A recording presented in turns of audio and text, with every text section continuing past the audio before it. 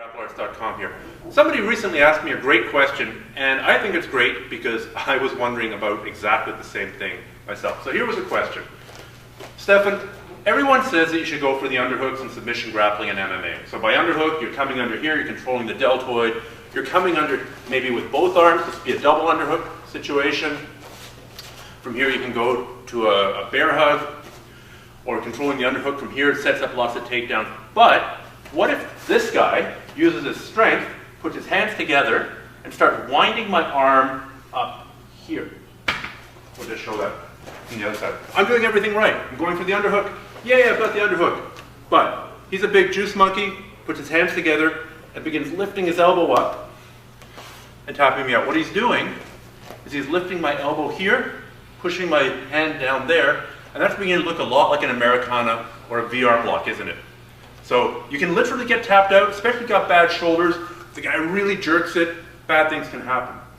So I asked Eric Paulson what to do here, and here was his answer. So I go in for the underhook, he begins to wind my arm, I snap him forward. It's almost like snapping somebody forward off the neck, except I'm going off the armpit. And I get the chin strap.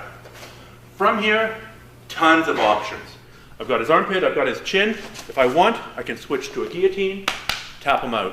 One of the simplest, safest options from here is simply to switch to the front headlock.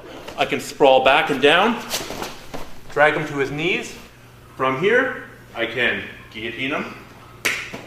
From here, I can switch to a front headlock and spin for side control.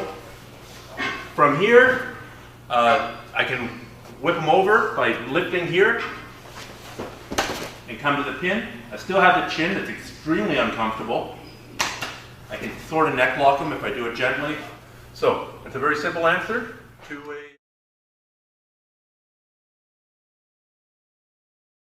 Here's the standing elbow crank. If someone's got that underhook on you, great example of this is Mike Tyson did this to Francois Botha, but we'll do a takedown off of it too. You just overhook it here at the elbow and torque it in.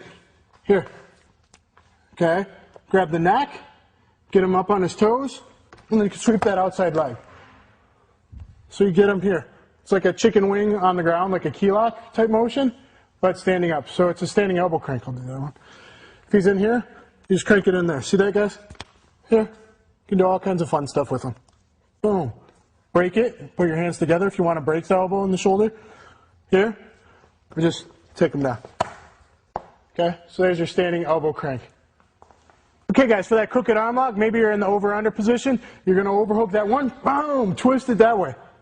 Get some control there, or hands together. He's usually going to get up on his tiptoes there, and you just sweep him down. You can really sweep them down hard there. Little trip. You get them doing one of these.